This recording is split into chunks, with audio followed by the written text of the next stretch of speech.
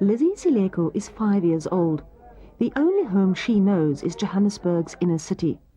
Like thousands of others, her mother Ellen has fled poverty and unemployment in rural South Africa. She came to the City of Gold in search of money, education for her child, and happiness. But the mother and daughter have found little joy on the city streets of Johannesburg.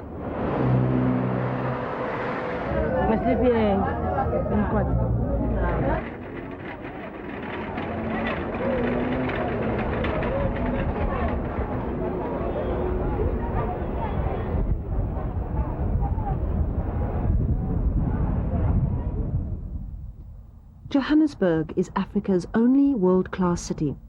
Its inner city boasts infrastructure of about 30 billion rand, and it's home to some of South Africa's largest and most important companies. But over the past 2 decades, crime and grime have steadily crept into the heart of Johannesburg. Now the council has declared war on inner city rot. It's launched an aggressive renewal plan, spearheaded by inner city councillor Saul Cowan, process manager Martin New, and regional director Jakub Makda. We have found that the city's bylaws have always been on the statute books, as it were. Unfortunately, because of limited resources, because of a number of transformations the city has undergone, that law enforcement was not really taking place. Our main aim is to try and bring back investment in the inner city, and if we're serious about investment coming back to the inner city, we also have to be serious about enforcing our own bylaws. Sunley Court in Braamfontein has been labelled one of the worst buildings in Johannesburg. It's one of 25 buildings that an inner city survey has found to be unfit for human habitation. The landlord abandoned Sunley Court years ago. Over time, more and more people moved in. Here there is no running water, and electricity is an unheard of luxury. The smell of raw sewage is thick and sticky in Johannesburg's summer heat. Overcrowding is a problem. It's a health problem, creates stress on social conditions for people, and it is a big problem for the inner city. Alan Wheeler is the city's acting head of law enforcement. He heads the team that's conducted a massive foot survey of inner city buildings. In Sunley Court, the lift shaft is used as a huge trash can and toilet.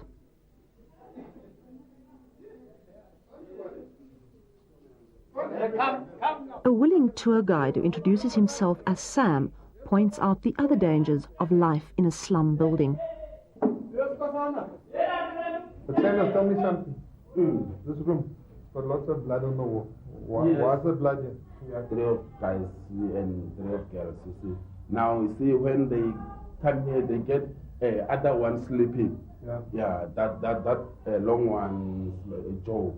Oh. See, now Joe don't want to wake up to that guy sleeping. So there is other bottle, make it sharp, so like a knife. Like a knife, yeah.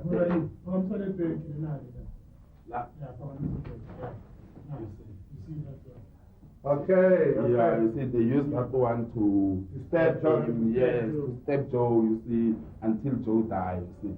Yeah. You were there when this man was stabbed? The time I was arrested, I was in prison, for suspect of armed robbery. So this is very dangerous. It's very dangerous. They have blood on walls and raw sewage.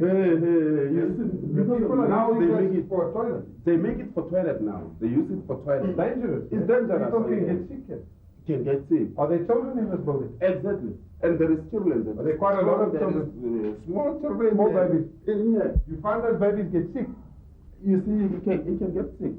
The social evils in overcrowded conditions are unbelievable.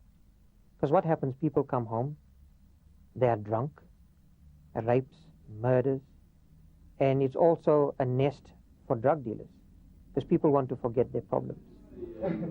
In buildings like Sunley Court, runaway teenagers often seek sanctuary, only to learn the hardships of adult life. Sam. Oh. I see there's a small baby here. I see a mother is afraid to come out in TV. See now, I don't know. She's only about 18 years. She's quite young, the lady. Yes. The mommy. Yeah. Mommy And I hear that the baby is also, it's about 5 days old. Yeah, well, that is like that. Because it's not long time. See, the problem is, to live in these conditions is very bad for a child. Yes, it's not good for child, yeah. What we cannot do is allow the situation to mushroom where people just take over buildings or live in stressful and unhealthy conditions, because that will lead to the decay of the inner city. And basically what we may find then, if nothing is done, is that the inner city becomes an abandoned shelter.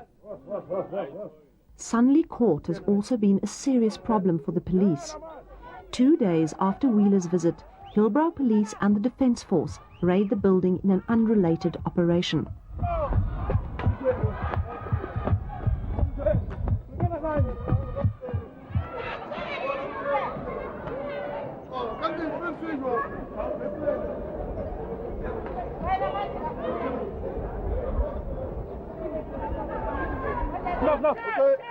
This raid follows information of illegal firearms and numerous complaints of intimidation and robbery from residents in neighbouring buildings.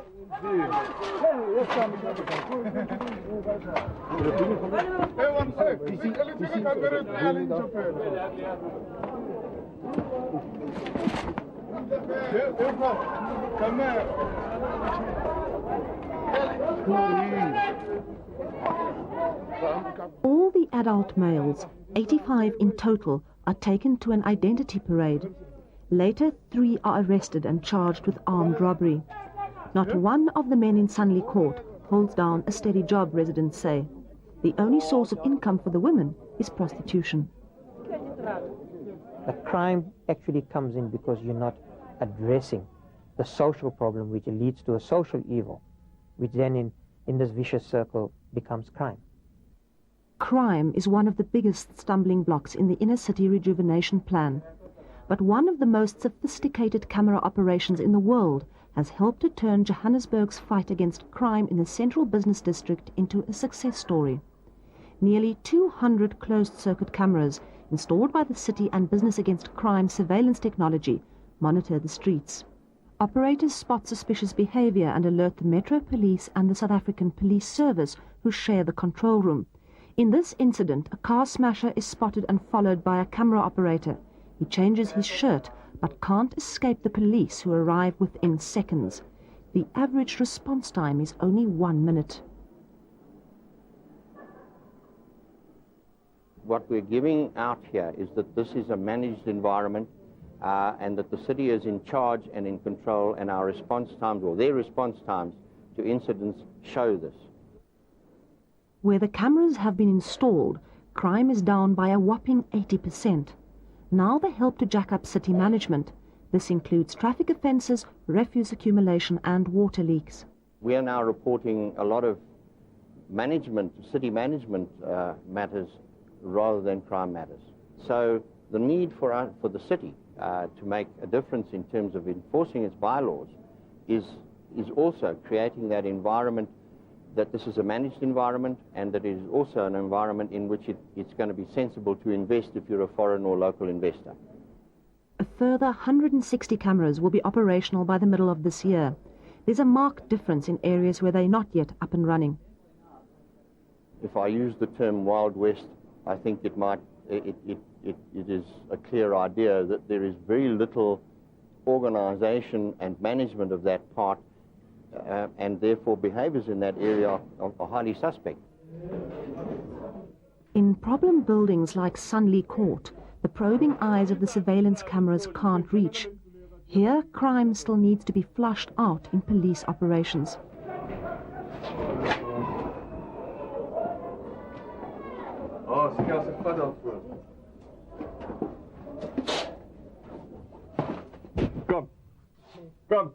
Come here. Come here. Down. Come.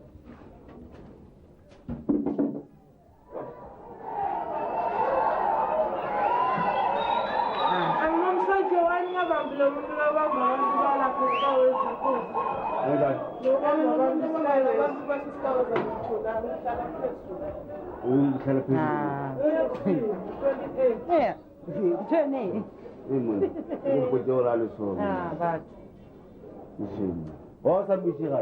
Hey!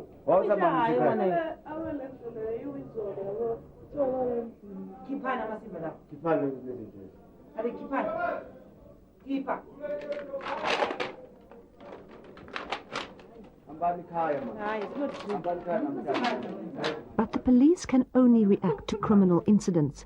They can't improve the living conditions of Joburg's inner city residents. That is a task for the council as part of its inner city upliftment program.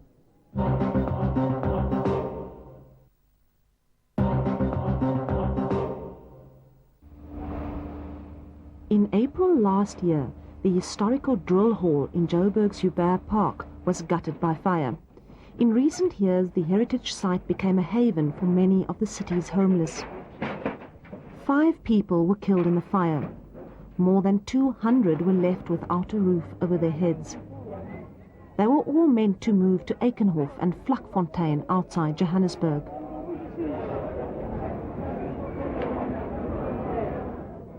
But today many of them are still living here. They've made Court Street their home. The ranks of the former drill hall people have been swelled by dozens of other homeless people. Every day new people arrive, not only from rural South Africa, but from all parts of the continent. Residents from abandoned slums nearby come here to seek company and escape their problems in Mbamba, a lethal homebrew. Ellen and Lizzie Sileko survived the drill hall fire, but have had no home since then. By day, Ellen begs for food and money with her child. At night, she seeks shelter under any available roof. Quite often, it's in Court Street. Every day poses a struggle to maintain some dignity.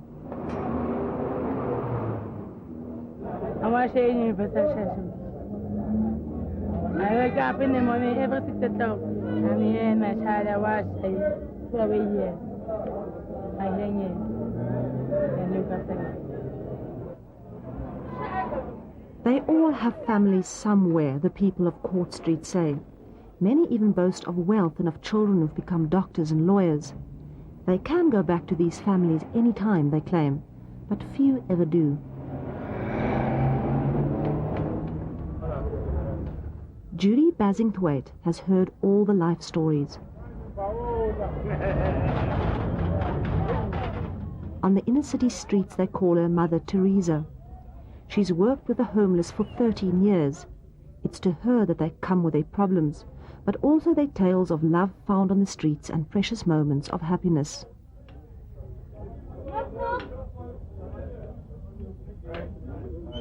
How you work? Hi, Judy, how are you? I'm fine.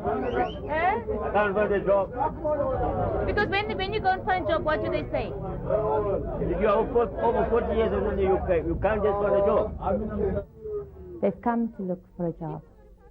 A lot of them feel like because they're adults, they need to become independent, so they don't want to depend on their families. They want to come and fend for themselves. There are people who've come to Johannesburg because of what it would offer or what they think it will offer. It's a city of gold.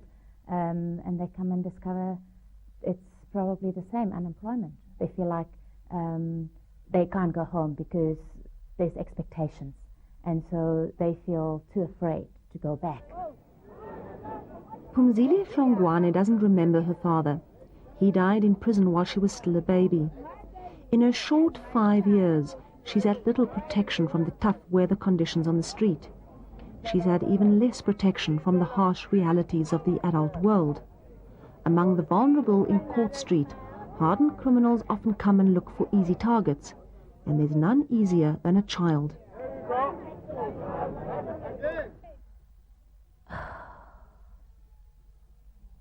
They're so wise. They become so. They are little old souls in these little bodies because they witness so much that they shouldn't be. They're not fully allowed to be children, but yet they become children in that situation. Phumzile's mother, Ntabi Singh, has all but given up hope. She sees no way out of this tough life on the streets.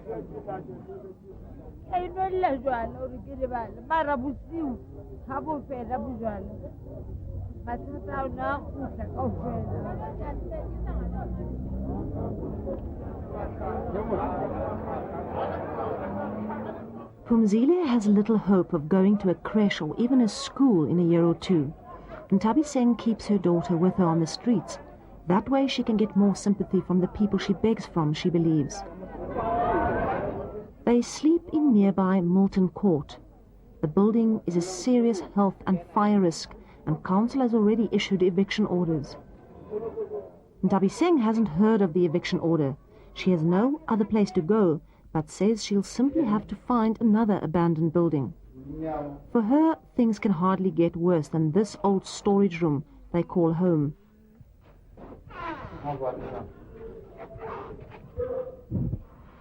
But like many of the other Court Street people, she has resisted being moved out of Johannesburg to Aikenhof and Vlakfontein. Come on.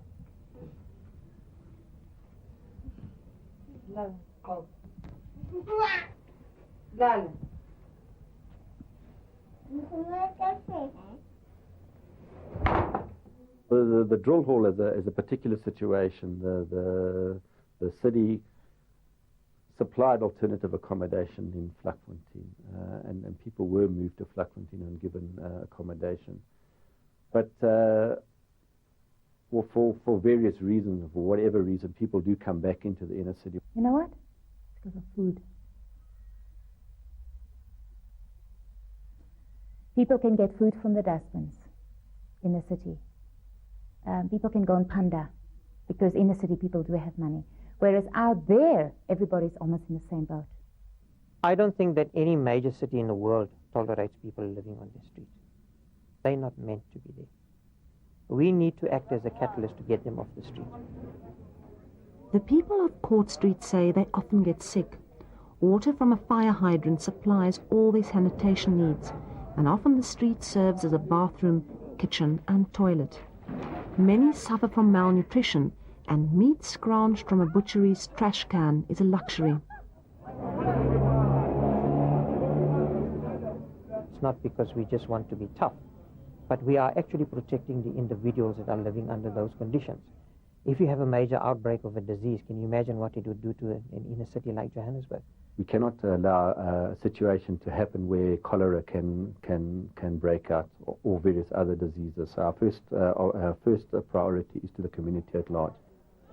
Late last year, council got tough against slumlords. The target, Armadale Place.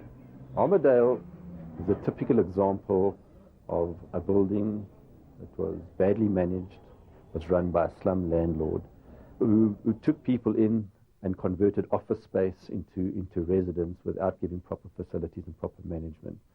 Eventually, Armadale became a problem of the city and for the city. Nearly 2,000 residents were left homeless in the largest eviction order ever carried out by city officials. But council's increasing strong-arm tactics have drawn fire.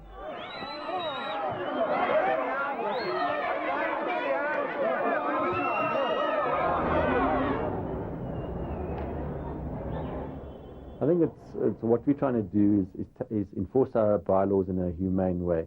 We do give people warnings. We give warnings way in advance of action. We try and we meet with various sections to try and overcome certain problems.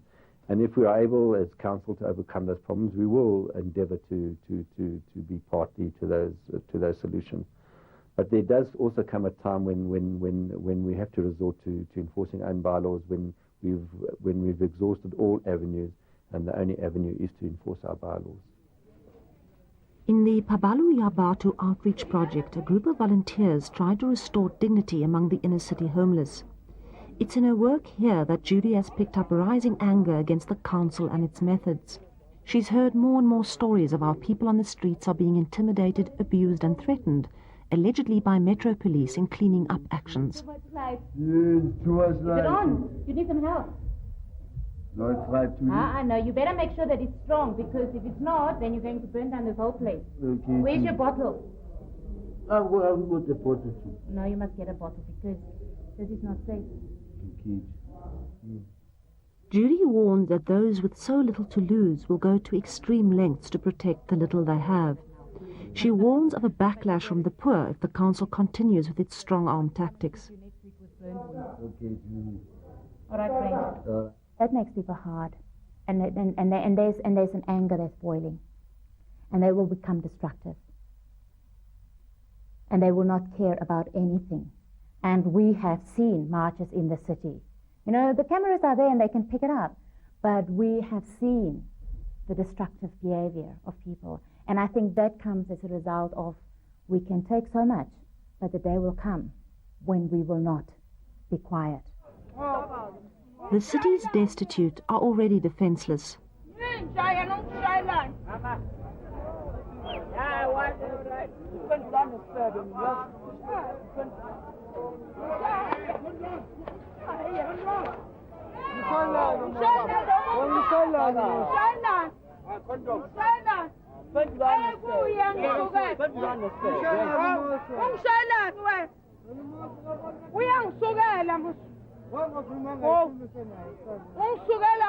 Promises of a better life for these people are meaningless unless they're given something tangible. When we have to remove vagrants from the streets, we need to ensure that they go into a shelter, that they are cleaned up. We need to put them into the economic cycle of the city. We can't just leave them there. So there are a variety of programs that we are working on. There's a lot of research that is carrying on for this moment in time. And in terms of providing accommodation, especially cheaper accommodation, we work on that with other agencies. The provincial government is involved in providing subsidies. And we're just not producing alternate accommodation as fast as we should. But with the turnaround, with more confidence in the inner city, we find that the interest in the inner city and providing housing is rising by the day.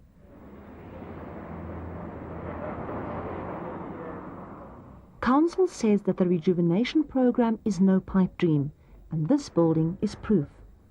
Dudley Heights was a so-called bad building. It's been cleaned up after council ordered the owners to do so. Alan Wheeler says the city wants to see more buildings like Dudley Heights and less slums. The building is under strict management. Hi, pleased to meet you. Fine, thank you, Alan. Thanks for inviting me now. Welcome. Only South African residents are allowed. All residents are registered on a fingerprint system. Visitors have to leave their identity books at reception and can collect them when they leave. More and more young professionals are seeking these stringent security measures.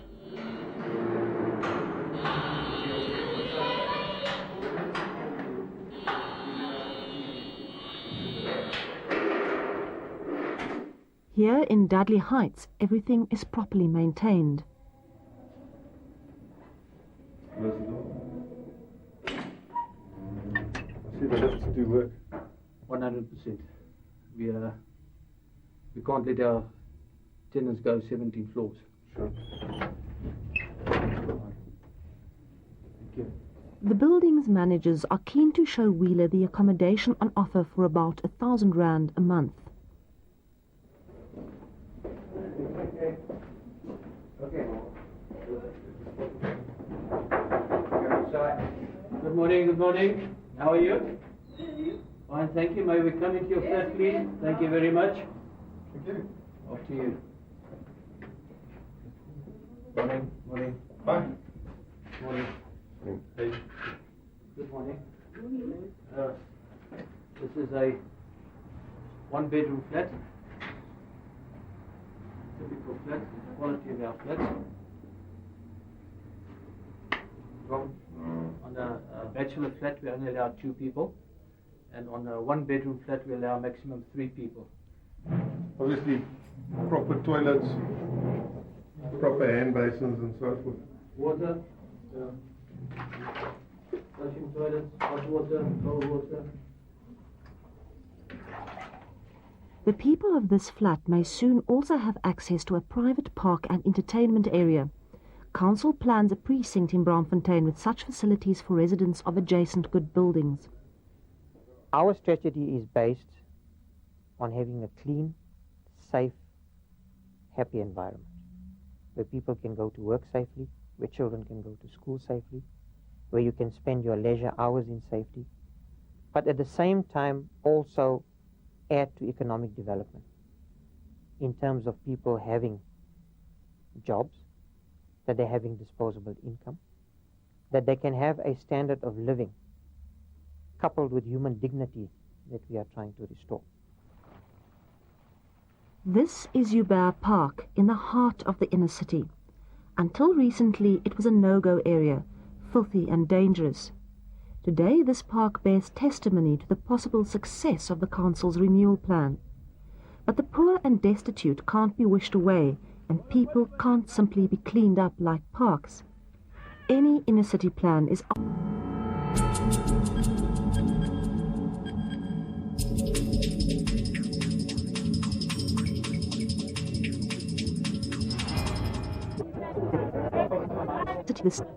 she claimed